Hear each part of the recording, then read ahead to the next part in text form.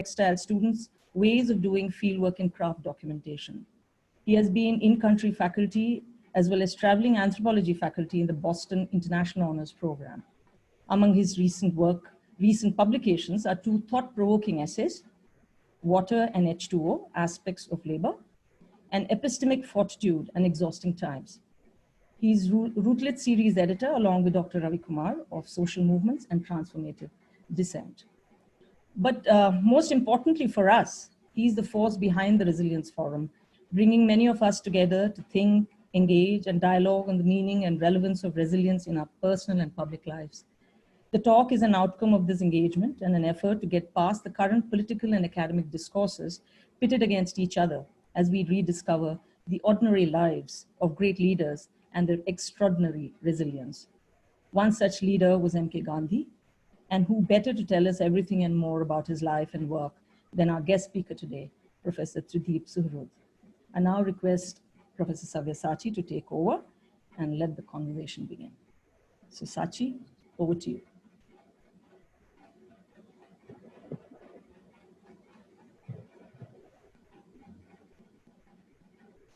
Sachi, you have to unmute yourself. Am I audible now? Yes, absolutely. Yeah. Okay. Thank you, Ritambara, for this very generous introduction. And I want to thank all the participants for finding time to participate in this conversation between me and Tridib. What I will do is I will begin my conversation with Tridib, and midway I will request all of you to think of questions as we talk and post them to the host, which I think will then be fielded to Tridib to respond to. Because I think everybody should get a chance to talk to Tridib and learn from him the amazing things that he found about Gandhi. I want to begin, Tridib, by sharing with you how I come to Gandhi, and from there my curiosities and my conversations with you could begin from there. My understanding is that all of us have many questions to ask. Our times are very difficult, and most of these questions are very perplexing. We sometimes don't have the vocabulary to deal with this question, and we search for these vocabularies, these concepts and terminologies in a variety of sources. This is important to me because I think one source of resilience in the face of challenging predicaments is a clarity of thought. And I think absence of clarity of thought somewhere undermines who we think we are, our resilience and our sort of self-image in a very major way. And when these questions continue for too long, they are very, very disastrous for our understanding of ourselves as beings in this world. So I look to Gandhi to find a vocabulary, to find a way of thinking, find a methodology that can help me look at this question in some meaningful way. I have also noticed that largely people have read Gandhi from the science to look towards him for responses to current questions they are concerned with. It could be on education, it could be on students' movement, it could be on religion, it could be on untouchability. And these responses they seek in Gandhi, which he made in his time and in his context.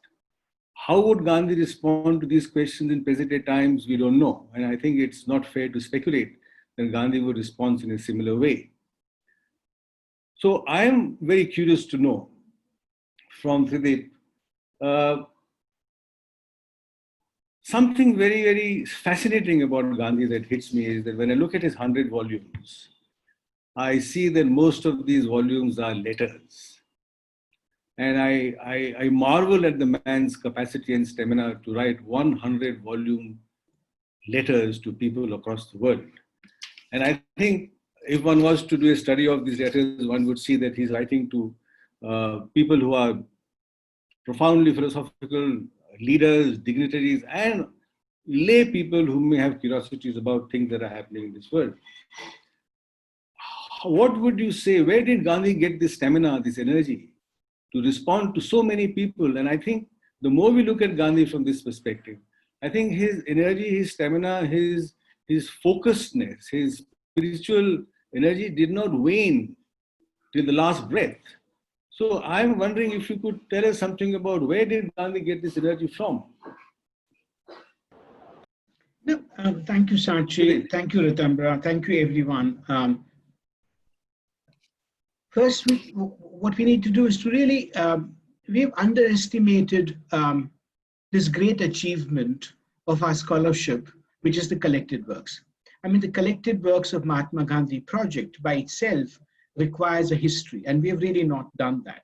But it's this remarkable team of people with no resources, but no interference from Government of India.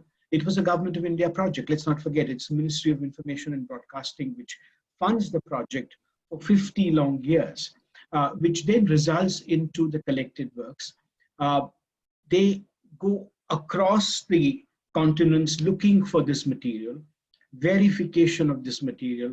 It is each letter, each item therein needed to be verified that it really was Gandhi's, and had to be translated because these letters are in Gujarati, in Hindi, in English, and this is a 3-language effort. I mean, what you see behind me are those volumes in 3 languages. So it is a translation exercise, it is an editorial exercise, it's an archiving exercise, and it's a verification exercise. And all of that happens through a very, very small dedicated team led by Professor K. Swaminathan. So our scholarship really today depends upon what Swaminathan and his team managed to do from 1954 to about 1995, and which really results into these 300 volumes, 100 volumes each in 3 languages situation that we have. Where does I think the collected works has approximately about 33,000 letters, which means that he wrote 33,000 letters and he received those 33,000 letters. Because this is a conversation that is taking place. Letter writing is a form which requires participation of at least 2 people. And that's what an exchange of letters is. Some of these are official letters, which are letters to the government, but which all of them are acknowledged.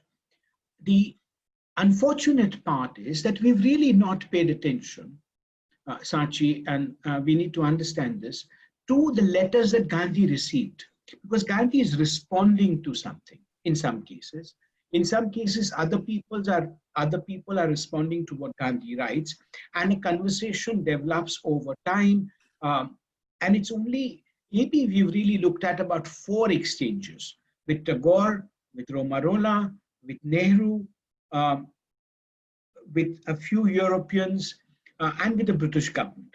But we've not really looked at the other 30,000 letters that he received. And that's something that we actually need to do as historians or as scholars interested in Gandhi, is to really somehow put this archive together back again. And one of the efforts that I wanted to do was to really do letters to Gandhi rather than letters of Gandhi, and then annotate them. I can show you the result of the first volume, which is really letters to Gandhi, and this really are up to 1900. And that tells you a fascinating social, political, economic, cultural history. Where does this man get the energy from? I think, one, that letter writing is a craft and an art which at one level emerges from a simple thing called civility, which is that if somebody writes to you, you write back. And you write back with all sincerity. That's 1. 2, if you are unable to respond, you get somebody to respond and say, so-and-so is unable to respond today, but they will respond within a week's time. So Gandhi is, in that sense, somebody who's acting out of deep civility. That's 1. 2, it's also an act of friendship, because friendships are created through the act of letter writing. And if you really look at these letters, a lot of these letters are letters of friendship. If you look at letters to, let's say, Charlie Andrews, very moving letters between the two of them. But these are acts of friendship. So these are not necessarily political correspondence. How does Gandhi manage to do it? Very simply, you get up early and start writing. Get up early, meaning about 3:30 in the morning. And the first thing that you do is to say your prayer and then start writing letters. Each day, these letters are received, sent, responded, filed, copies made. So it's at another level, an act of great organization, because somebody is making copies of every letter that Gandhi is sending out. Somebody is filing these letters. So there is, although in terms of numbers are very small, but you have a secretariat led by somebody like Mahadev Desai when he's back in India. While he's in South Africa, there is this woman called Sonia Schlesinger who runs his office, who makes sure that this correspondence goes on uninterrupted. Letters, registers are maintained. So all these things, civility, friendship, great discipline, and an organization go into making of these letters. I'm very intrigued by the civility part of the letters. How did Gandhi respond to his adversaries? I think this is very important in present times. What were the ethical values that went into responding to adversaries, especially? Gandhi's famous dictum was that you should be friends with your enemies if you want to win them over. And look at Gandhi's language in these letters. Very simple, very respectful, very dignified, and very honest, right? So my curiosity is that how did Gandhi think of his adversaries, and how did he respond to his most cruelest of adversaries? And where did that spirituality, what was required to do such a thing? Sachin, there are two things. One is that he understands that politics is also about courtesy. And that's something that we've forgotten in our public life, that public life is conducted through deep courtesy and respect towards those who disagree with you, or those that you seek to oppose. There's this very beautiful anecdote, and it's about Shimla. It's about what was then the Viceregal estate. Gandhi is there having these very difficult conversations with the Viceroy. At the same time, he needs to have his morning walk. And the people of Shimla would not really allow him a quiet morning walk. People suggest that he should actually walk in the grounds of the Viceregal estate. It's a private estate. And can Gandhi walk in the grounds of the Viceregal estate? He writes this letter to the Viceroy seeking his permission to walk in the Viceregal estate at 6:30 in the morning. And of course, the Viceroy says, "You're most welcome." And while Gandhi is about to enter through the back gate of the Viceregal estate, the Viceroy is there to receive him and walk with him for a distance. So it speaks of a certain culture of civility, of understanding that public life requires maintenance of communication, maintenance of forms by which a dialogue is made possible. In absence of this courtesy and civility, dialogue breaks down. And it's not that the dialogue have not broken down in case of Gandhi. Dialogues break down. But you need to pick those up again, go back to those conversations. Those things become possible only if you do not see your adversary as either vile or as undeserving of any respect. And therefore, also not deserving of any capacity for truth.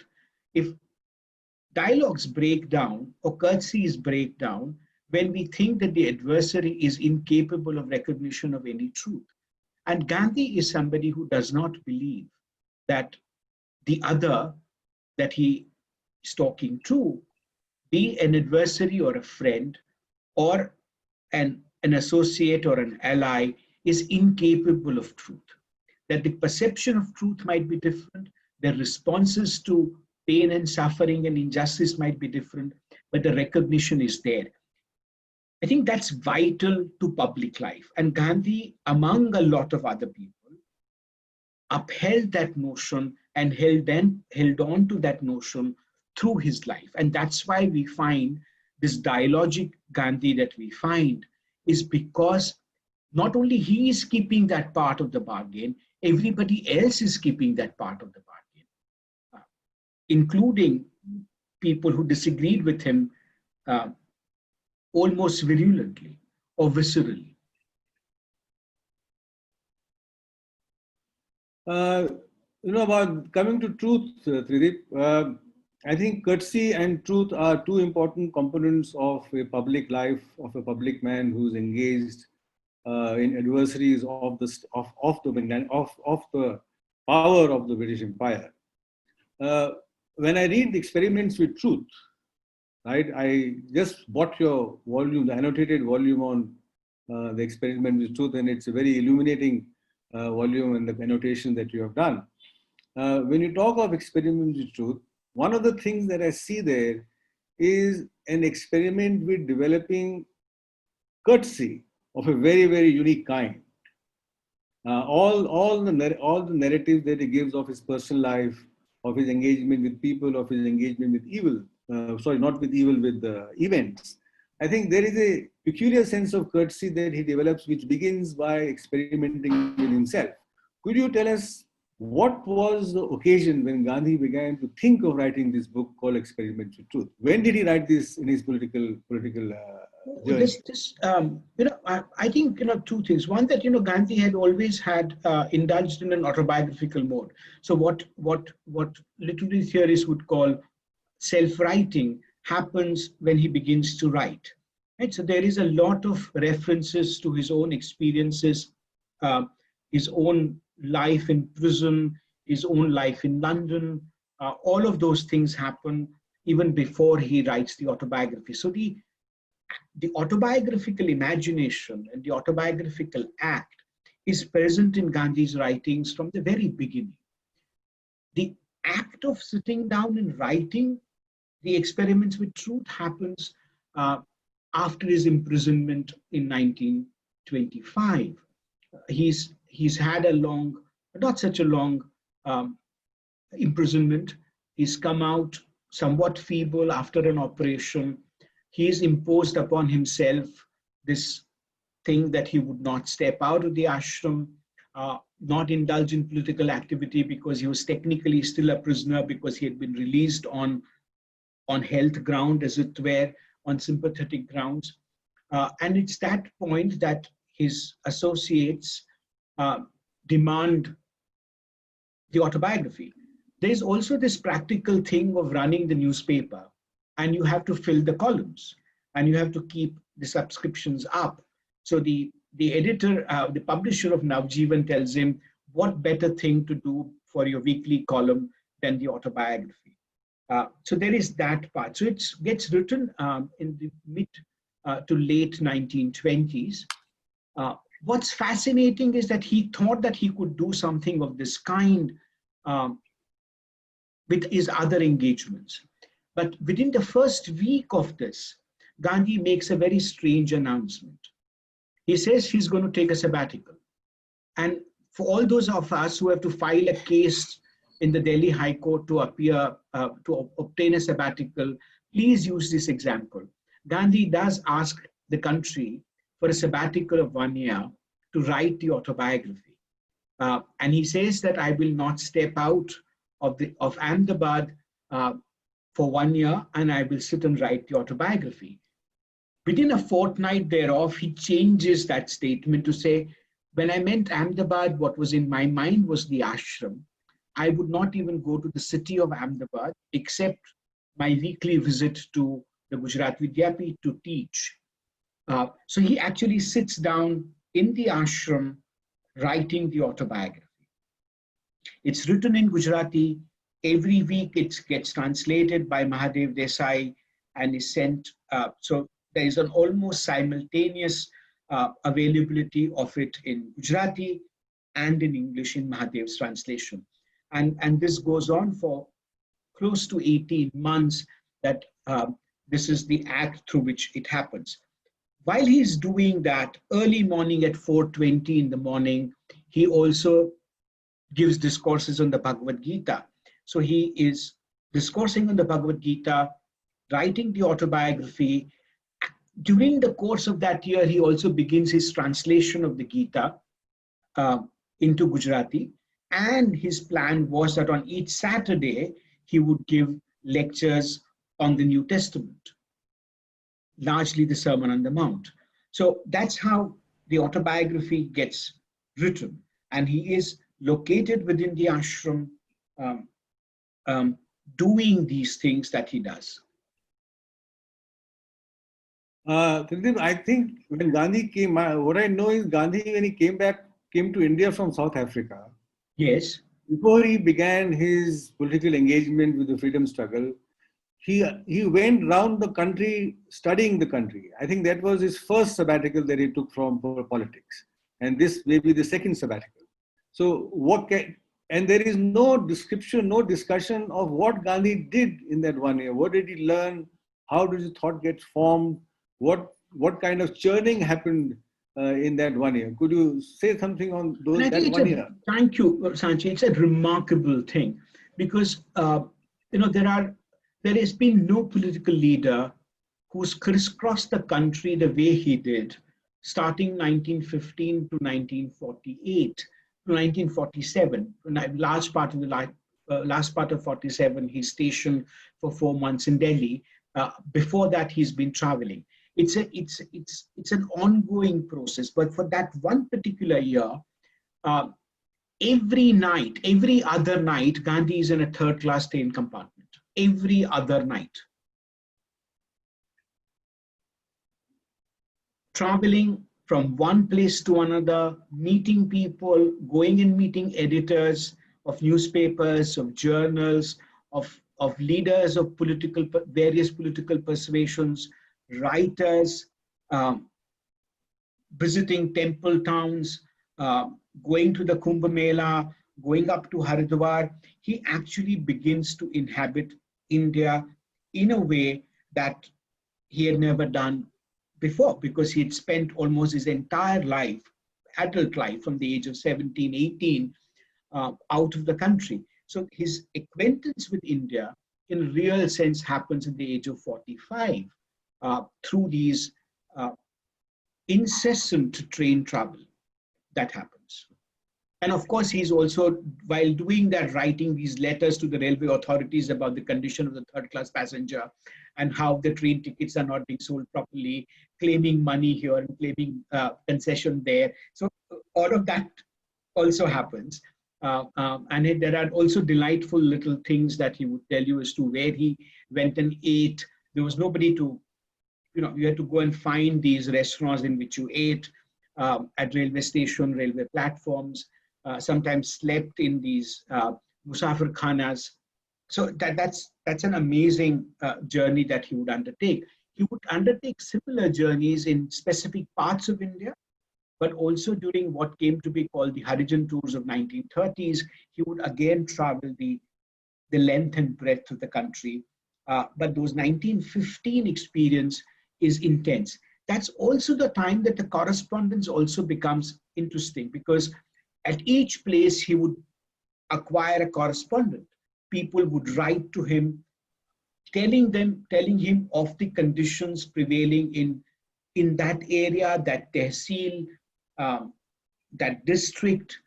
And so Gandhi's understanding, very, very fine, granular understanding of situations of village India or suburban India or urban India that he begins to acquire, he does it through letter writing.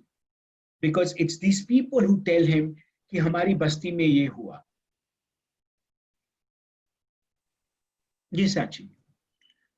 Which means Gandhi did his preparatory work, he did his field work, his political field work before he started to participate and engage with the national movement. Now, when he wrote Hind Swaraj, how many years after writing Experiments with Truth did he write Hind Swaraj? And what would be the relationship between My Experiments with Truth and Hind Swaraj? So Hind Swaraj gets written in 1910, autobiography in 19. So that's before he wrote Experiments with Truth. Yeah, so 17 years before he writes My Experiments with Truth. We know that he wrote it aboard a ship, Kildonal Castle, on his way back from London to Johannesburg, wrote it on a ship's stationery, using both his right hand and his left, incessantly writing this dialogue about what he thought was the condition of India and modes by which you could find deliverance. What you find is the relationship between the two is at one level, he abandons the form of the dialogue in the autobiography. Autobiography is not in that sense a dialogic form as Hind Swaraj is. Hind Swaraj comes to us in a question-answer form. Also, the language of Hind Swaraj is very different from the language of the autobiography. The language of the autobiography is the kind of language that you rarely find in Gujarati. It's chiseled prose of the kind that any great author would be proud to have written a chapter of that kind. So his Gujarati, having come back, lived in Ahmedabad, been in company of these great literators, have people like Mahadev to talk to, has clearly and is run now Jeevan now for 8-9 years. His Gujarati has become chiseled. The Gujarati of Hind Swaraj is somebody who has no practice of writing Gujarati. Let's understand that in 1909 and 1910 till 1915, Gandhi's primary language was English in South Africa. That's the language that he uses in conversations, in his legal practice, in his political work. All of that happens through largely English. Even, let's not forget, the young boys, the young 4 Gandhi boys, they have Gujarati, but the language that they are most comfortable in when they come to India is English. Because around them, the language that's spoken, apart from the language of home being Gujarati, everyone else, all of Gandhi's associates, the newspapers that they run, the political movement that they're part of, the conversations they have with the parliamentarians there are all being conducted in English. So the language of Hind Swaraj is raw, is not the kind of prose. In fact, somebody like Vinoba would call it, the language of Hind Swaraj, crude.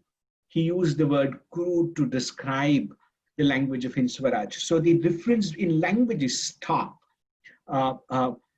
Also, what you find is that since Gandhi has a limited language, he's also taking great liberties in terms of investing language with meanings.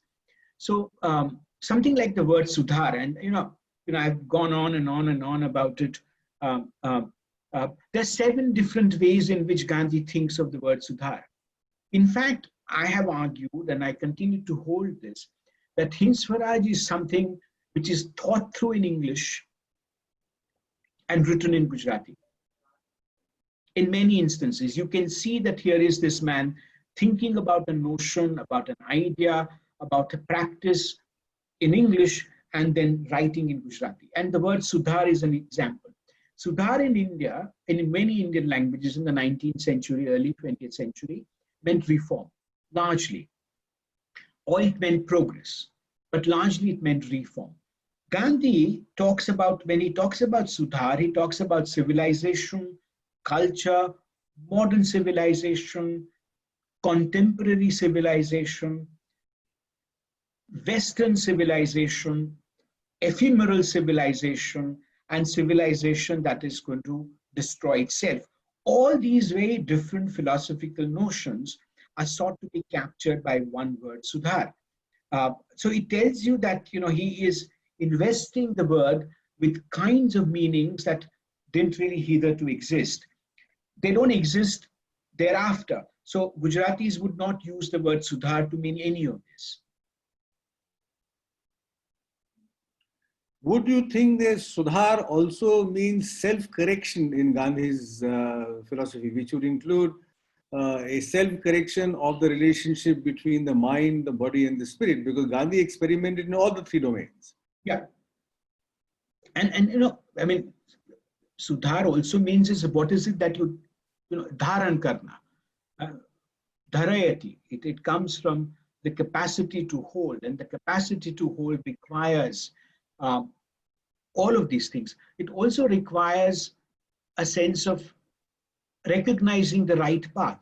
So it requires a discernment, it requires a judgment, because you are indulging, you are engaged in an act of judgment when you say this is the right and the correct path.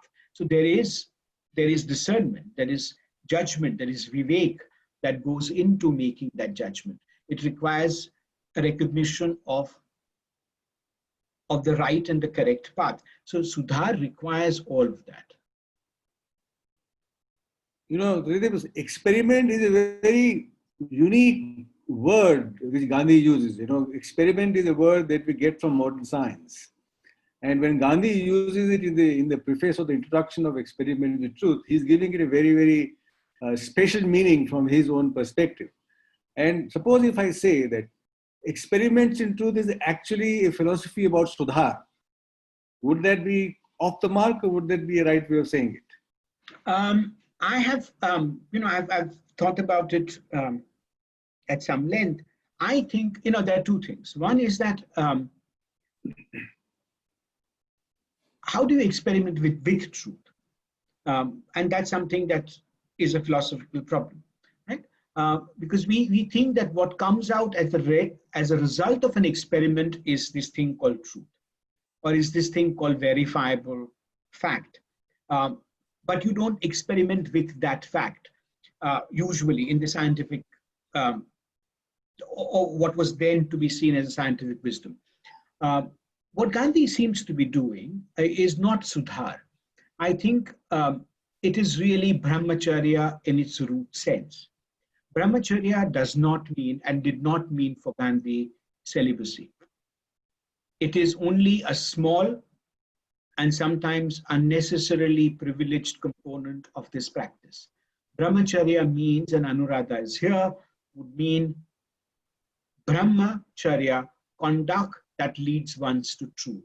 So actually, my experiments with truth is actually a life of Brahmacharya, life that would lead one to truth.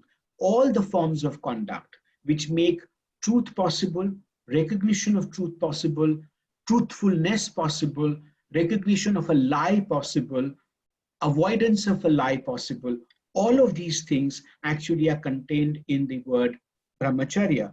It also, your teacher and Anuradha's teacher and all teacher to all of us, Ramu Gandhi would also say that it also is about harmony.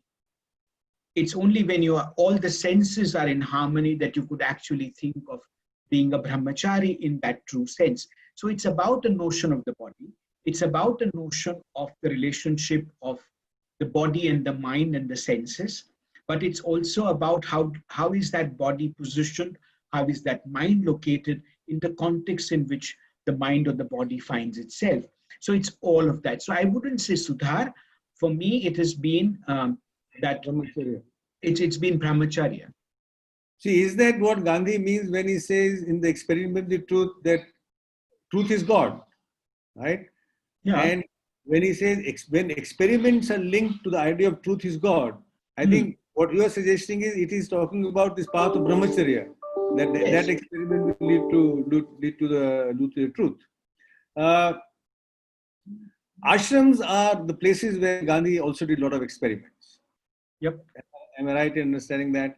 Now, one thing that has always I've always wondered, and I've not found any written answer to that, is why did Gandhi like the goat so much and not the cow? Ah, Why the goat and not the cow? let me give you, well, let me not be naughty. I have a theory about that. I'll tell you later. Yeah, I have a hypothesis. I'll tell you later. Let me hear you out first.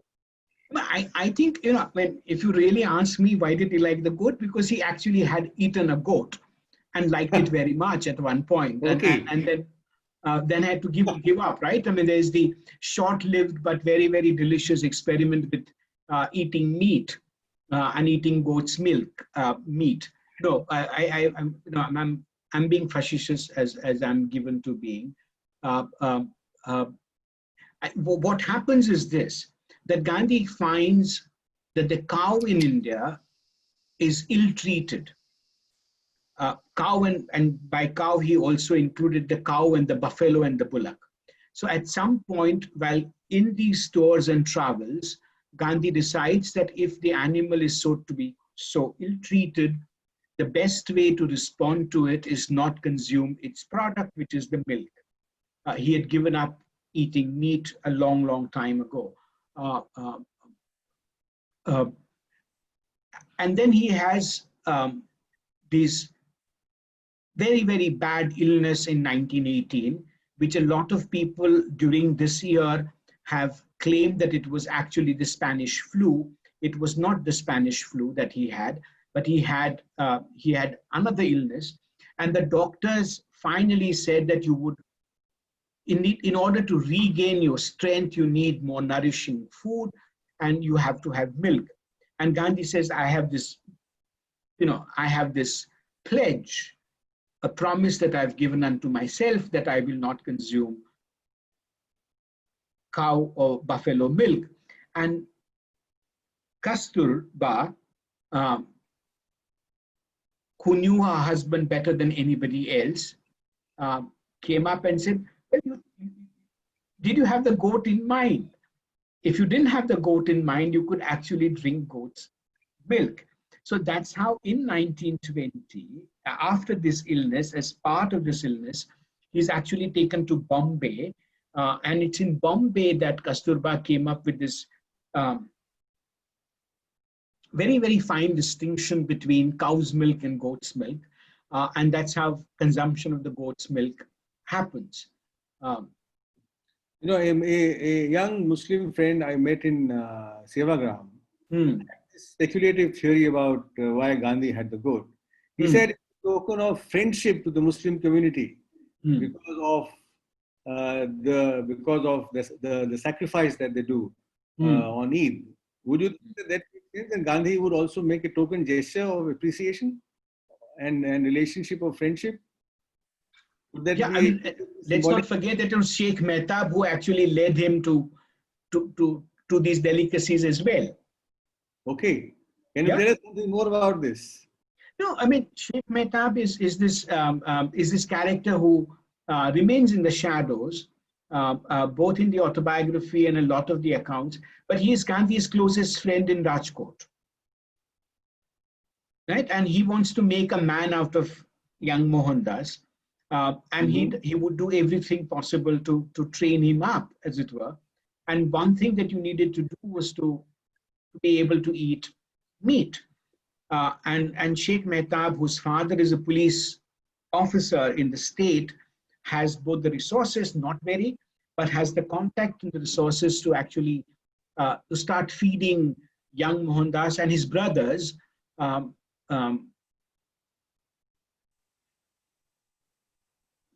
teach them meat eating. So they begin this experiment of meat eating. Gandhi writes about it. For quite some time, he remained convinced that it was necessary to eat meat in order to defeat the British, because you needed to be physically robust to deal with the strong race that had come and emasculated you. So and Sheikh Mehtab then follows him to South Africa. Sheikh Mehtab, his wife and his mother-in-law, 3 people follow him to South Africa. There is this unnamed friend in the autobiography who calls a sex worker to Gandhi's house. That's Sheikh Mehtab. Then Sheikh Mehtab writes poetry. I mean, he is a poet, he's a shair. And then he writes Satyagraha poems. So actually, Sheikh Mehtab's poetry has been translated in English. And I think Orient Black Swan has published a collection of the Satyagraha poems in which a lot of Sheikh Mehtab. So Sheikh Mehtab is a character that follows Gandhi around. And people, some people have made much of it, but it's an interesting relationship. It's fascinating because how did, when Gandhi's experience in South Africa, particularly with racism, was very, very significant. Not only was it traumatic, but it also made Gandhi think a lot about himself, about his philosophy, about his politics. And when he came to India and he saw the caste system working here, the question of untouchability happening here, how did he sort of reconcile the two? How did he learn one from the other? How did he differentiate between the two, or were they similar in Gandhi's experience in South Africa and India? How did he respond to untouchability? Was it similar to how he responded to racism in South Africa? How did he improve his methodologies? What can you say something on that? No, it's a long and complex story, and to understand two things. One, that a large number of Indians who were in South Africa, who were not from the trading communities, but who had gone as indentured labor, who were called girmitiyas, is a corruption of the word somebody who signs an agreement. All the people who had signed the girmit were largely, I would say, from the Dalit communities, the poorest of the poor. So he clearly had encountered the poverty and their experiences. Let's also not forget that one of the people who lives in his house and with which Gandhi has this very unfortunate episode involving Kasturba, who is a Panchama, who is the fifth caste, who is Gandhi's, he lives in Gandhi's house which is an open house, but he lives in Gandhi's house. So there is some of that which is happening. So there is notion of the caste and the community and the religion, which is there in a very different way in this very fragile, very precariously placed Girmit community, the coolies and the indentured laborers or the freed indentured people in South Africa. You also have Gandhi working across faiths, colors in South Africa. There's a lot of Jewish friends.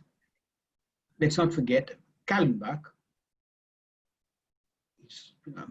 One of these long relationships that he has is with Kallenbach.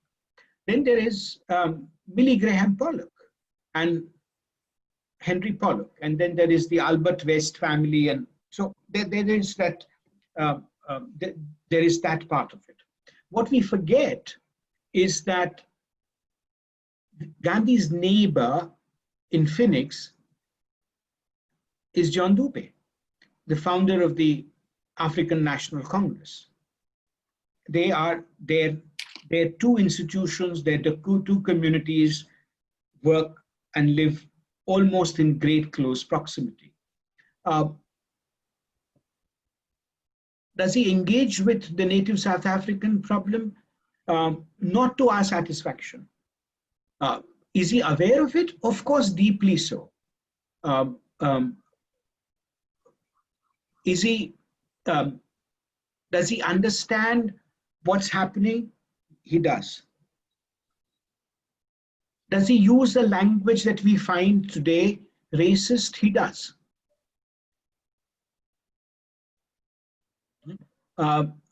Do we find his relationship with what does he see himself representing Indian people and Indian community and wanting to place the Indian community somewhere in between the white and the black? He does. Is he the lawyer of the traders? He is. Is he also somebody who's actually trying to expand the ambit of rights? It is. So it's a South African race experience is a complex race experience. It is also in some ways an experience of its time also, but in some ways he's able to move ahead of it, move not in his time. So sometimes he is able to lift himself away from the reality of the South African experience or the race experience. The caste experience, he thought that he had overcome, or at least he and his family had overcome caste prejudice in South Africa, because they lived with all kinds, all castes in their home, in the Phoenix settlement, in the Tolstoy farm. You had co-dined, lived together, labored together, struggled together. But when he comes to India, it's a different experience. Starting with the first family of Dani Ben and Luta Bhai and their daughter Lakshmi, who then would later become Ba and Gandhi's daughter Lakshmi in some way, when they come to live in the Kocharab ashram. And how the city of Ahmedabad, not just the city of Ahmedabad, the ashram community, including Ba and Magan Lal, would respond, how his sister Ralia Dwain would respond to Gandhi's thing. So you have a complex story beginning to emerge. Let's not forget that the Sabarmati ashram today, where it's located, and many of you have been there, Anuradha I know has been there, Sachi you've been there, and Geeta has been there, is actually on crematorium ground. Don't forget, right? All the traditional basti around the ashram even today is Dalit settlements. Ashram's wall, there is no real, but the ashram's boundary on one side is made up by Ahmedabad's largest crematorium. Across the bridge or across the riverbed, you have more crematoriums. So he's actually been made, the ashram comes up outside the city limits in traditionally where the Dalit communities would have lived. Is his relationship with understanding of the relationship between Varna and caste, between untouchability and humiliation, between disempowerment that happens, is that complete? No, it is not. Does that evolve? It evolves through his life. Does he come to a situation of a happy ending, as it were, that Gandhi is completely transformed to our satisfaction? He is not. Gandhi would still continue to have. He'll be evolving if he was to. Yeah, he evolves, but at some point that evolution falls short of the expectation that we have of him. Not only we have of him, his contemporaries had of him. But was it in short of what he expects of himself? Did he have any idea of that? Well, if it is short of what he expects of himself, he would have certainly rectified it. Oh, so there was. I think there's a failure of understanding there. Okay, and what would you attribute that to? I think one would attribute it to the categories through which he's thinking at one level. See, Geeta's here. Geeta, please forgive me and please correct me, because I'm going to be making some stupid assumptions. I think one, Gandhi is thinking through category of sin. That it is when I participate in a structure of untouchability, I am committing sin.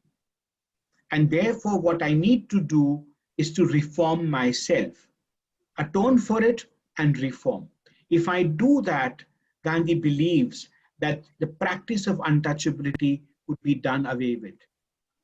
What the Dalit experience and what Dr. Ambedkar has been trying to teach him is that there is something else happening. There is humiliation. And that humiliation is not something that you can will upon yourself. It's not an act of self-volition. Atonement is an act of self-volition. Reform is an act of self-volition. But humiliation is not. Humiliation is something that others do unto you. Your agency in these situations is denied to you.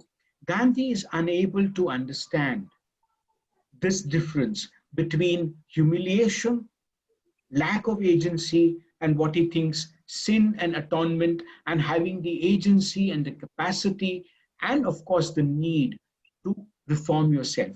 So he thought that this is something that could be done by one person reforming himself. It's an important thing for the one who's not a Dalit.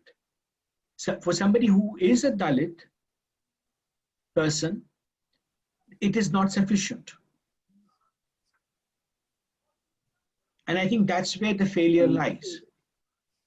You see, I am wondering because Gandhi himself was humiliated in South Africa when he was thrown out of the train. Yeah, but So, but that's, does that not?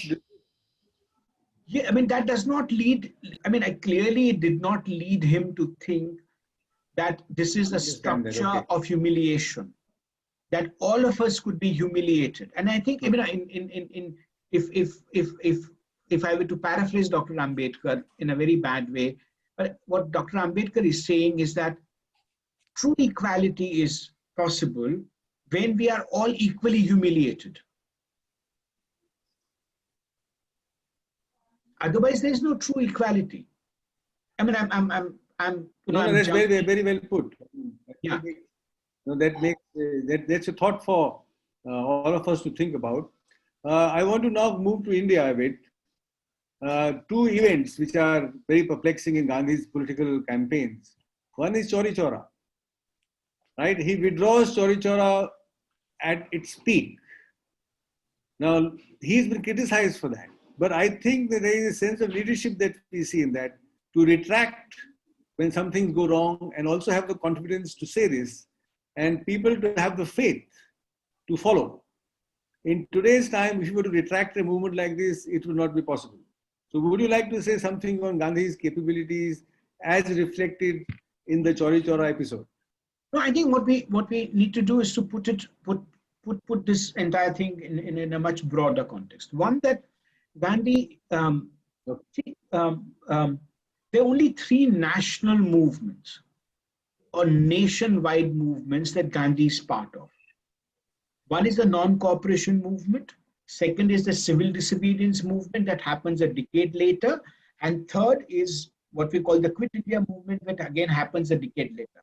So Gandhi understands the rhythms of political life in a way that we seem to have lost sense of.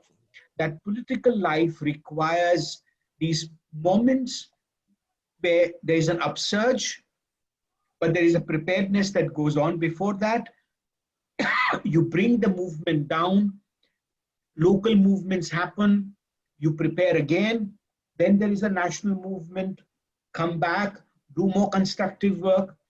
So while what is called national movement is really series of interlinked, very localized movements. Kheda, Champaran, Nagpur, Kohat,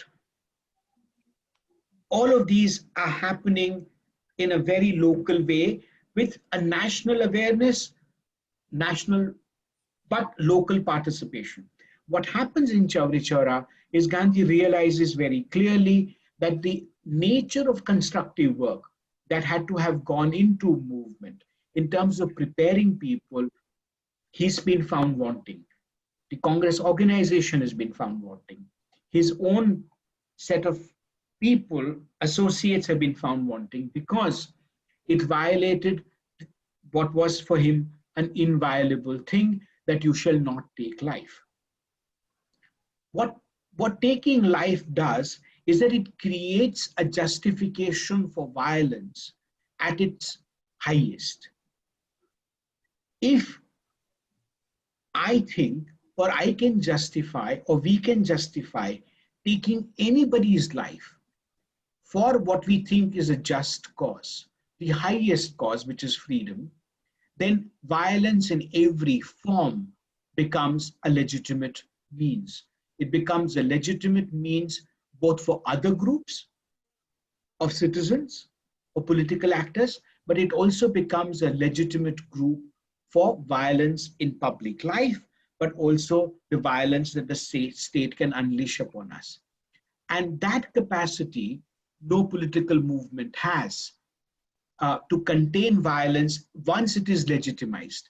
What Gandhi wishes to do through this cessation of the non-cooperation and Khilafat movement through after Chauri Chaura, burning of the police station and the loss of lives of policemen there, is to say violence can have no legitimacy in any form in the political life of India, in the life of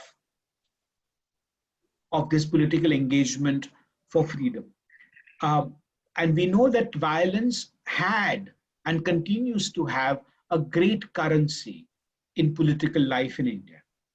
And what Gandhi was trying to do and sought to do it throughout his life is to delegitimize or illegitimize violence, because then violence, not only against the state, but against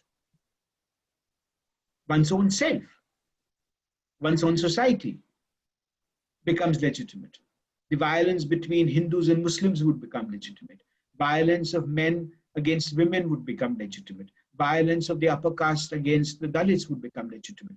So if you need to delegitimize violence from life, from all forms of all structures of life, then this happens. Right? Does India buy the idea of non-violence? It did not buy it. And movement after movement, you would realize that there is a great resistance that India has as political parties, but as citizens, to this idea of non-violence. Partition riots bear testimony to it. And Gandhi's responses to the partition violence are of complete bewilderment as to what has happened to this country, which has taken to violence in a way that it has begun to celebrate violence. It happens in other movements. It happens during the Quit India movement. Right? So there are these sporadic acts of violence which happen, but for which during the Quit India movement, let's also understand that he is not leading the Quit India movement. He's not there at all. He is imprisoned the very first evening. And the movement is actually a people's movement because the entire leadership is imprisoned. Right? And then the British Viceroy and the administration say Gandhi is responsible, and that leads to Gandhi's fast at the Aga Khan Palace. But we are going ahead of ourselves. But the question about Chauri Chaura is that you need to make violence illegitimate. No, I think it's a very interesting link you draw between constructive work, constructive programs and mass movements. And what you suggest is that constructive programs are actually grounds to prepare politically a cadre to be able to do the necessary political intervention that they do. Could you give us an idea of what kind of constructive programs did Gandhi undertake that would prepare people for this political challenge? Because the British were powerful, and what needs to be understood is Gandhi managed to awaken in a largely passive community the strength to stand up to the might of the British Empire on horsebacks, on guns, the military establishment, and the rest of it. So we would like to know what was the texture of these constructive programs that were also politically significant. Sanjay, what we forget is that there is an everydayness to political life. we forget as to every political movement, we only see the movement when it comes out. Right? But there is an everydayness to political life. There is an everydayness to life. And the political life has to merge and somehow come into it. It is to be interwoven with everyday life, without which you cannot have a mass movement of involving the kind of people that you do. Right? And for which you require to engage with people, engage with society. How do you engage with society? By problem solving. And in that sense, Gandhi thinks of himself as somebody or we as having capacity to enter into situations and solve problems. Now, what is the problem that you need to solve? One of the problems that you need to solve is that of poverty, indebtedness. Many people here, I don't know, those who have studied economics would know that India's first public debt survey is done between Gandhi and Joseph Cornelius Kumarappa. Right? It's during Gandhi's travels through the country that he realizes the peasantry is impoverished. Now, that was something that everybody could see. He does not know the reasons of impoverishment. He wants an economist to come and tell him, this is the reason why the peasantry is impoverished. So J.C. Kumarappa is drafted to do what is called the Survey of Mathar Taluka, which is the first report on public debt in India, which tells you that public debt happens for these reasons, or debt happens of peasantry for these reasons. You then intervene in a situation by saying you need to create livelihoods. How do you create livelihoods without migration? How do you create livelihoods where you have marginal landowning or no landowning? You need to then create livelihood. One way you create livelihood is through the All India Weavers Association and All India Spinners Association. Let's not forget that it is Kumarappa who sets, who heads both these organizations.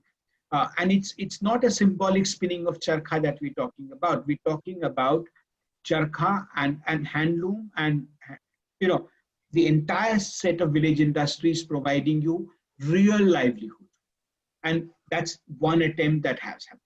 The other attempt that has to happen is school, education. Gandhi's enduring legacy in Champaran are the schools that were established, 6 schools that were established, 3 of them which run even today. It's been, 120 years. So even his very first encounter with India, he realizes that the Indian village does not have a school. It's not that it does not want a school. There's nobody who's willing to go and teach in a school in a village. You need to create a cadre of young women and men who will go and do that. You need to provide healthcare. You need to provide healthcare at a level, but you can't have a doctor in every village. You need to have health workers. The teacher has to then substitute sometimes as somebody who provides medical care of a certain kind, not of the surgical kind, but of a certain kind. So you begin to do all of that. And it's through that Gandhi's engagement with the lives of people come. Why is it that Gandhi has a certain traction with Indian people? It has a certain traction because, one, that he goes to them. He travels through Indian villages. People know that this is what the man looks like. We are talking about an age before mass media, or of a certain kind of media, which is largely print media, which is entirely print media. The film has not really reached the Indian villages in the way that it has reached now. They know him, they can touch him. Right? Second, they know the Gandhi worker. They know that these people are Gandhi ke log. So there was a thing called Gandhi ke log. They wore a certain kind of clothes, they led a certain kind of life, they engaged in certain kinds of activities, and engaged in what came to be called constructive work. And constructive work, if you were to take constructive work away, Gandhi's politics would not have been the way it is. Second, constructive work is also that possibility that you can say that we want to create a possibility of a society which is based on non-exploitation, on certain notion of equity, certain notion of justice, certain notion of fairness. All of those things are possible through constructive work. So it's really by engaging with the everydayness of the life of India, the life of people of India, entering it materially, providing solutions for it, that you do a mass movement. Let's also not forget, Sachi, and this is where you've spent years engaging with the NID, and so did I at some point, and I continue to do work in a design institution in a different way. Gandhi is somebody who's working through every possible material. You know that he worked on leather, he designed footwear, he was the first Chamar Chhap, as I like to call him. He worked with weaving and spinning. He worked with mitti, right? He works with excreta, both human and bovine. He works with sanitation. He works with the deceased body.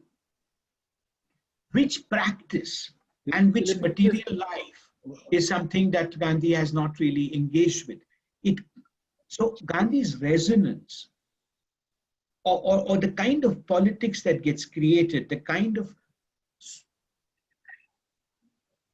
sociability that gets created, it also has to do with the series of experiences that Gandhi has of engaging very deeply with the material life of India, with the production of things. We know that, as an aside, India's first design competition was the design of the charkha, of a more efficient charkha in 1927, right? And which carried a price of 100,000 rupees in 1927. Being a clever man, he never gave it in his lifetime. It was given in 1956 to what we call the Ambar charkha, which is the multi-spindle charkha. Right? But also don't forget that he designed the charkha. What we call the Yaravda chakra is something that he designed himself. He made it. I mean, he knows carpentry. He does deal with architecture, building things. Deconstruction came much later, Sachi. Okay, in Rajghat in Delhi, there is an exhibition of toilets. Yes. Now, can you say something about that? Different kinds, different sizes, different shapes. What kind of experiment is that?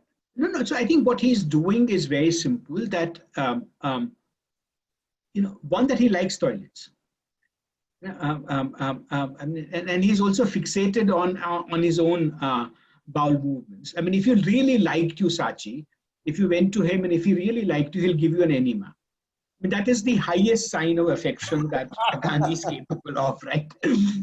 He's constantly advising people to take enema, administering them enema, and all of that. So there is, so there is that. There's a lovely part to him. What happens is that when he comes to India and through these travels, he realizes that sanitation and open defecation is a problem. One. Two, also carrying the night soil is a problem, because this night soil would be carried by a Dalit person, Harijans as he called them, and that act of carrying the night soil would also stigmatize them further. You needed to create a system of toilets where the carriage of night soil is done away with. Also, you needed to create toilets which could be used with minimum water. So Sabarmati Ashram becomes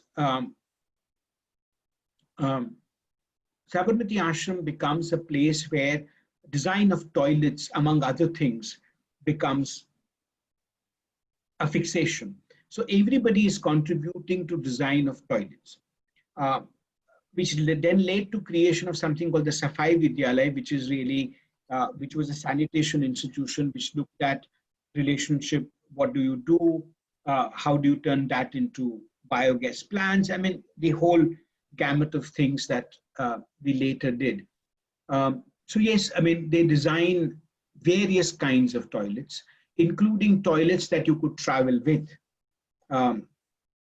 As you know, right? I mean, you needed. I mean, I mean, if you were a, if you were a civilized person and you did long train journeys, you carried your own toilet together. Wow. Right. So these are olden times, and I mean, we might, we might come to a situation that not only we carrying sanitizers, but toilet seats and all of these once we begin to travel. And then we'll go back to Gandhi and say, what did you think? But yes, I mean, so there were about 27 varieties of toilets. I see. There are about 27 varieties of toilets which get made. Varieties of toilet. Yeah. Most of my in my young university days, activism that I saw, most of the activists ended up with n number of health problems. Yeah. Most of them were concerned with the stomach. Yeah. Right. Now, when I see Gandhi, his health is perfect. At least he's fighting fit. He's not bedridden. He's not complaining of blood pressure. He's not complaining of diabetes or colics. I mean, what was his experiment with food? I mean, that kept him in such good state. Well, he had blood pressure. I mean, later in his life, he does acquire blood pressure. He does. It fluctuates madly. Doesn't take medication for it, but he does things. There's not one part of the food experiment that Gandhi hasn't done. He's eaten everything except maybe human flesh and beef. Didn't really drink alcoholic beverages. That's why I kept it to tea. Right. We have to explain tea and marmalade at some point today. After this, a lot of students want to know when are they going to get tea and marmalade. After this, right? So there is not a part of the food experiment that Gandhi has not done. He's eaten everything and he's also denied himself everything. So we know that Gandhi fasted, but we don't know that Gandhi also ate. And if you really look at the food diaries of Gandhi, you are amazed at the quantity of food that he could eat or the quantity of food that he did not need to eat. Over the years, his capacity to sustain his body with the minimum amount of food is something that is amazing me. To have, I'll give you an example. Noakhali, perhaps the most strenuous part of his life. He is 78, 79, walking every day, walking bare feet, eating one meal a day. And what does that one meal consist of? 2 khakras, boiled vegetables, a piece of fruit that is locally available, and some curd or milk.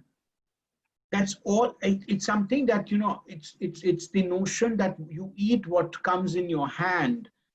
Karatala patra, as it used to be called in the great ascetic tradition, that you eat what can be contained within the palms of your hand, is what something that he's eating towards the latter part of his life. But his food would, earlier he was somebody who ate very large amounts. For those who don't know this, the only time he tried to do dhanda like a good Gujarati was to invest in a restaurant. And unlike a good Gujarati, he lost a lot of money. This is a vegetarian restaurant by this German woman in South Africa, Alda Bissek. And Gandhi invested in keeping these tea rooms going. That's why the tea comes from. They were called Alda Bissek's vegetarian tea rooms. That's where he met Henry Pollock. right? Pollock and he meet because of Ada. Not only does Gandhi invest, he convinces one of his clients, a very strange character in the history of South Africa. Strange in the sense that we know very little about him, but he must have been amazingly enterprising.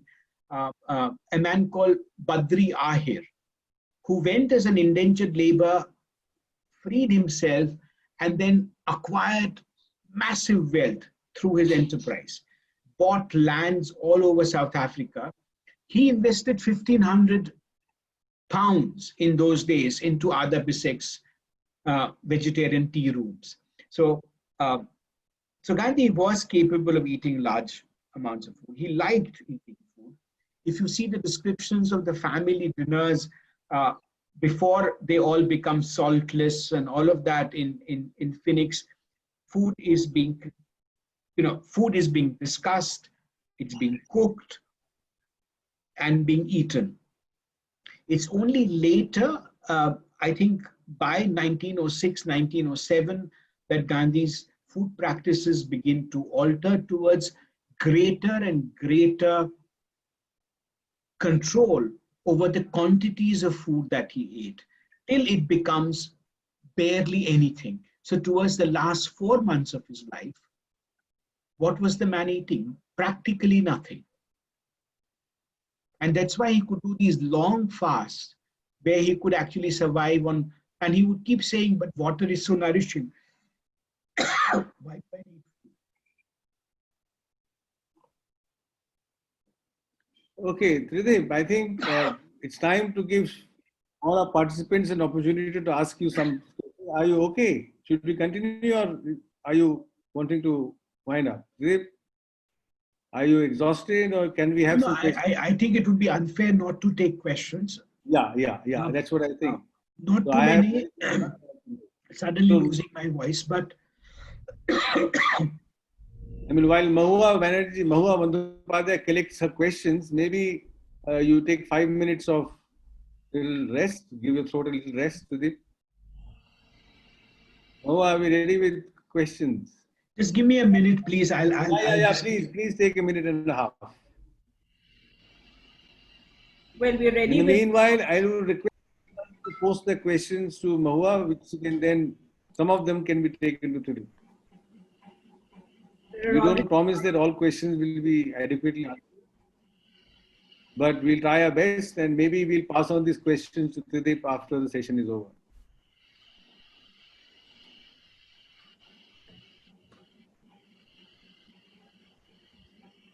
I think there are quite a few questions, right? So I Mohan? think that Yeah, there are quite a few questions. I'm going to try and bunch them together so that it's slightly easier Yeah. instead of asking all of them separately.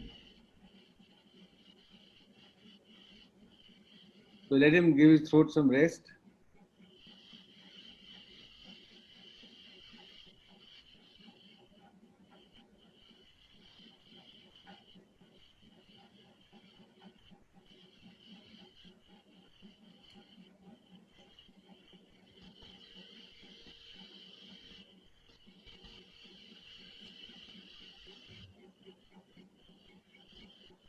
Maybe I can have some tea as well.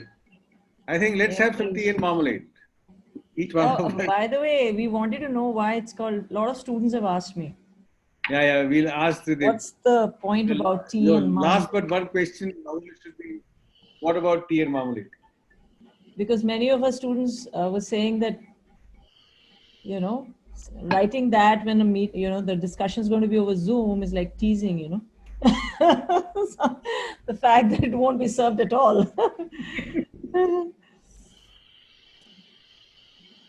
Well, it did lure a lot of people into coming to the Zoom, is it? Yeah, it did.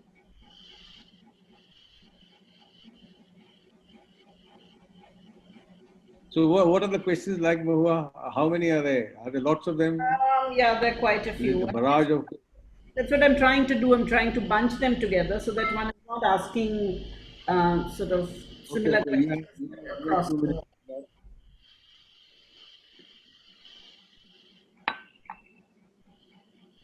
There is, Tridib is back. Okay. Mahua, over to you. Okay, so as I said, I will try and bunch the questions, and but before I do that, I think the first two questions that came in, pardon me if I cannot name everybody from whom the question is, I will try to do that. The first question came from Ritambara, who asks, well, about Gandhi, but also about Professor Surud. How has working on Gandhi's intellectual tradition influenced you personally?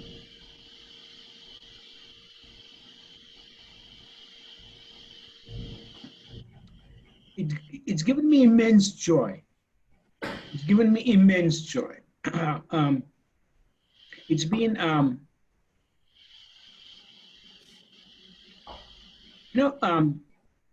I say this seriously and in somewhat jest. Gandhi is a bad virus and a good virus. Once he enters your system, he doesn't leave you. And the other thing that I say about him is that he's like a bad sofa spring. Suddenly at the most unexpected moments, the sofa spring comes out and pricks you at places that you don't like. So it's very uncomfortable living with him sometimes, but it gives you immense joy.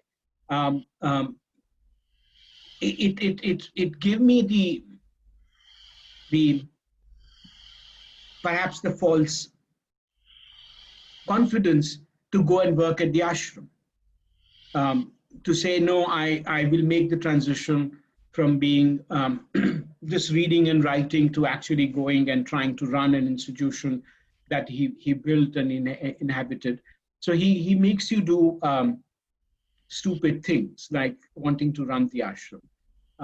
But I would say it's been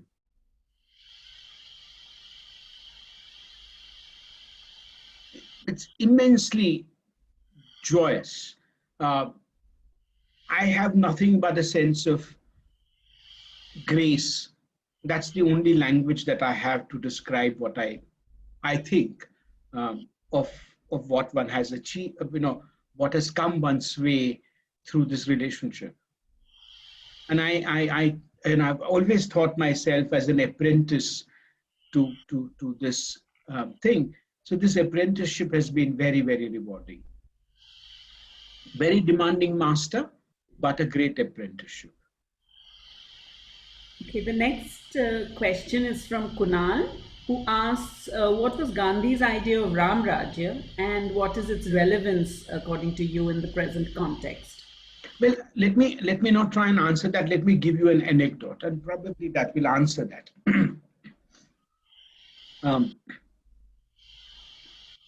Let me give you two anecdotes.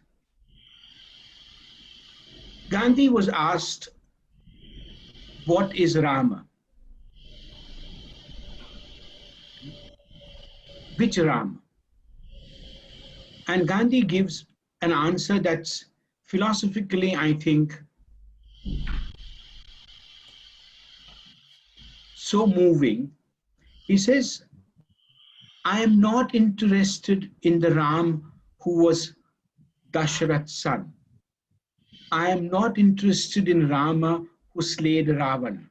I am not interested in a Rama that was the husband to Sita.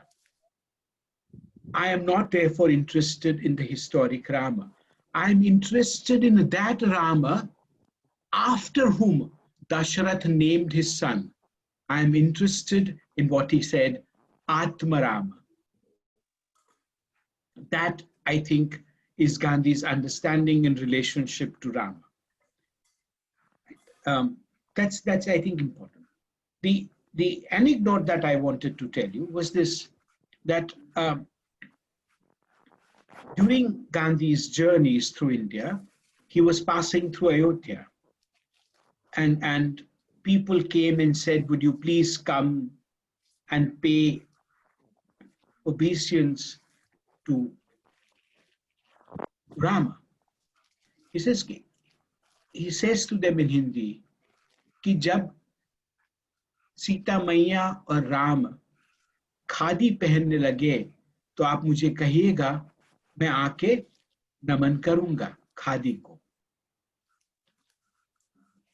it's a complex relationship. Ram Rajya is not something that we, it's not something that he thinks is, it is an idea of a non-exploitative, just society where each one is capable of finding their human volition. If you wanted a definition of that, it would be a simple definition like that.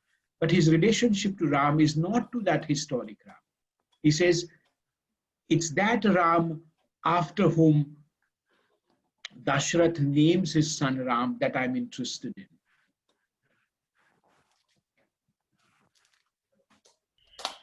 Thank you very much. So there are a bunch of questions expected on his views on caste, and I have taken them together. I'm just going to read them out for you. It is said that during the second roundtable conference, Gandhi was reluctant to give separate electorates to the SC category. Is this true? And if yes, what must have been going on in his mind at that time? Along with this, we have Yogesh who asks, do you think Gandhi upheld the caste system as integral to the Indian society? We have Urbi who asks, the rejection of Gandhi by many Dalits,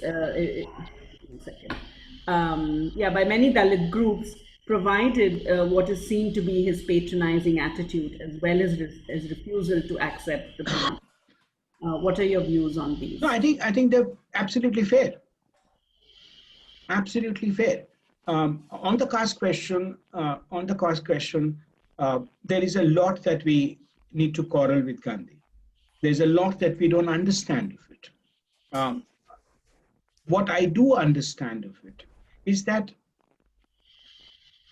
Gandhi, and as I said, Gandhi operates through the category of sin. The only way that I can, and therefore Dr. Ambedkar continuously reminds him that you are actually talking from a non-Dalit perspective to non-Dalits.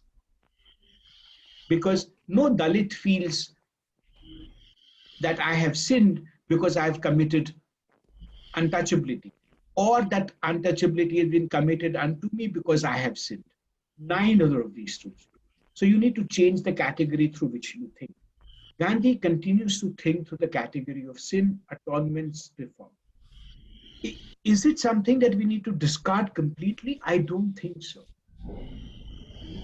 I think if you were to discard that possibility altogether, that as non-Dalit, I am capable of recognizing, even partially, however incompletely, the injustice, the structure, and my role in it, and capable of reforming. If you take that away from every oppressor, then what are we looking at? Right? So I think one has to grant to Gandhi and to all of us who are part of unjust structures in one form or the other, who make moral compromises, that we are capable of recognizing that and reforming ourselves. If you take away the self-reform away from me and atonement away from me, there's very little left for me to do. Right? But yes, and each instance, we could find many instances where Gandhi would fail us, or where we would think that Gandhi is not our contemporary. Right? But there are many instances where we would find that Gandhi is our contemporary, that he is an ally that we have, or that he is actually not only our contemporary, he is possibly somewhere in our future. So he's somewhere in our past, in our present, and possibly into the future as well. Okay, another set of questions relates to, again, something contemporary around racism. This is, certain allegations of racism against Gandhi. If you could comment on that, including the behavior with Africans. I am very clear. I said so that, if you're looking at the language register, or the register of language through which he uses and describes both his experience and the experience of other and the society around him, you would find him somebody deeply found using a language that today we find offensive. Maybe even at that point was offensive, but he does use that language. That's one. Does that mean that he does not engage with the native South African people at all? Or is he not aware of their struggles, that he's not part of their struggles, or he's not in conversation with those struggles? The answer is no, that he is very much part of those struggles. But is it also true that his primary engagement is with the Indian community? Yes. Is it also true that primarily he does think that Indian interest is best served within the structure of the empire? Till one point, he does think so. Right? But what would I want another statue of Gandhi if I were a South African person? No. I mean, I think there's a very beautiful statue of Gandhi in Johannesburg, who's a 21-year-old young man in his barrister's robes, the incomplete person, right? It's this complete toothless Mahatma that we want to give to the world is problematic. That 21-year-old man is not so problematic. Okay, thank you for that. Yes, Sati, you want to... Oh, a few more, because I think... Yeah. Yeah, we should try and wind up. I just want to, 2 or 3 more. One question from Prakhar, who asks about Orwell's essay on Gandhi, where Gandhi's, where he says Gandhi's advice to the Jews was, advocating mass suicide as an effective moral and political action. How would you look at this and analyze this episode? I think the Jewish question has been, I mean, the Jewish question is a long story, which starts off before the question of Palestine and Israel comes up. As I said, Gandhi's closest relationship is with Hermann Kallenbach, and they also have a dispute about Zionism. So Gandhi's position on Zionism is a complex position. Does he understand, or does he recognize the right of determination of people to their land? Of course he does. But does that also involve the recognition of rights of other people? It does. Right? So it is a position that would not satisfy either of the parties, because it seeks to look at a possible middle ground, while recognizing and understanding the historic injustice. But also, let's not forget that our understanding of the plight of the Jew is post-World War II, actually post-Nuremberg trials. If you take that away, right, it's our understanding and our politics is shaped deeply by the Nuremberg trials. Of my generation and your generation and the generation of our students and our young people. Somebody who did not have that, he had a very nuanced understanding of the condition of the Jew, its relationship to the Gentile, the power structures, how the question was embedded within the politics or the geopolitics of the empire, and also of the faiths. Okay. But he and Martin Buber have this very lovely exchange, right? And so there's been a lot of work done on that. Just a couple more questions on sort of contemporary politics. Shauradip asks, towards the end of the freedom movement, Gandhi articulated that the Congress should be disbanded and transformed into a civil society organization. In that context, in the absence of the Congress, what kind of democratic politics do you think that Gandhi could foresee at that point? And I think some of the questions are also around sort of looking at present politicians invoking Gandhian ideology, invoking Gandhi's ideology. And the question is, are they really following his way of politics? What is your view on that, and what would you like to tell contemporary politicians from a Gandhian sort of lens? Well, the answer to the last question, nothing. And just because I speak the language doesn't mean that I get heard, right? There are different kinds of Gujaratis that people speak. Nothing. I think this question about disbanding the Congress is badly understood. What Gandhi is saying, and I think what a lot of people should actually read, this very beautiful exchange that took place in Wardha after Gandhi died, which is called Gandhi is Gone, What Shall We Do? In which everybody, from Pandit Nehru to everybody, participates. And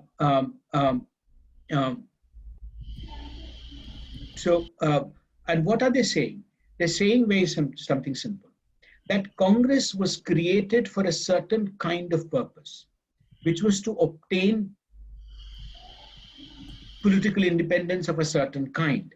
Right? That purpose having been obtained, does that mean that you don't need a political formation?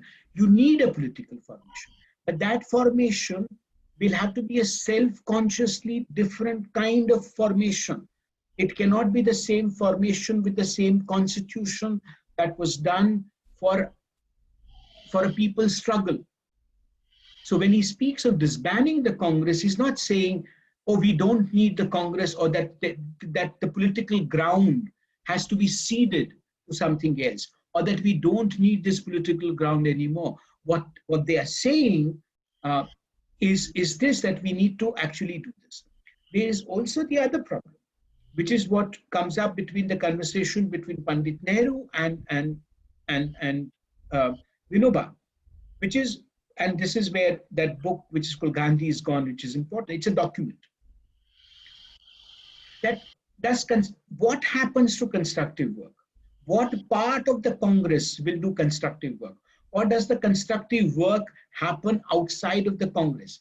Now, is a political formation which is in government, which runs the government, can actually do constructive work, or does the constructive work need to be removed from the Congress constitution? Now, these are very important questions. And the fact that you're debating that in 4 months out of your independence, with this bloody partition on your hand, this large question of resettlement of people, of just building the country, that you're thinking of the political in such deep terms, I think is amazing. So he's not thinking of disbanding the Congress in the way that we understand it, that it has met its purpose. Now we need to rethink its constitution, its purpose, its role in government, its role in constructive activities, its membership of various trusts. How does that happen? So yes, I think there was what Gandhi is saying is that there needs to be a repurposing of the Congress. Okay, thank you very much. And I think that though there are lots of questions, I'm sure Professor Surud is exhausted by now.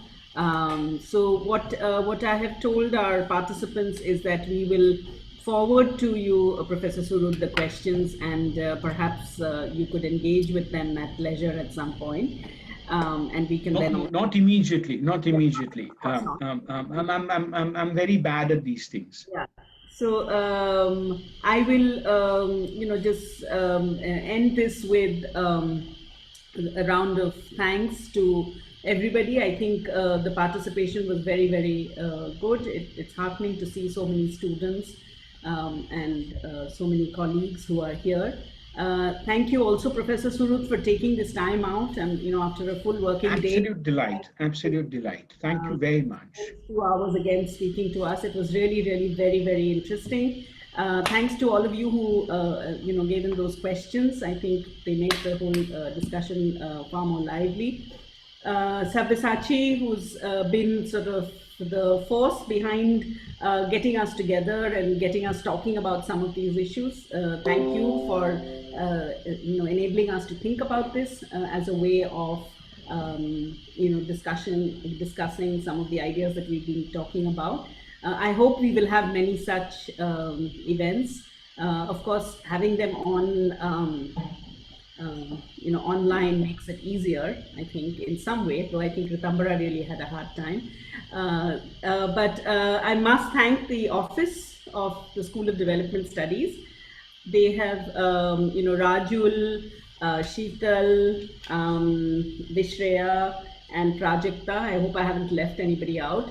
And of course, Manju, who I know have worked a lot behind the scenes trying to get this thing together. So even though we are not physically present there, it is a lot of work. So thank you all for taking all the trouble. And finally, Ritambara for really pushing this through and getting this done. And it was really a wonderful, wonderful experience. A great way to spend a Friday evening. Thank you. Thank you, everyone. Thank you, Sachi. Thank you, everyone. Lovely to see you and talk Thank to you. you. Thank you, Professor. And lovely to see old friends and Great. Thanks all. with young daughters and lovely Anuradha. Thank you. Thank you so much. Thank you. Thank you, sir. Thank you, students. Thank you. Wonderful.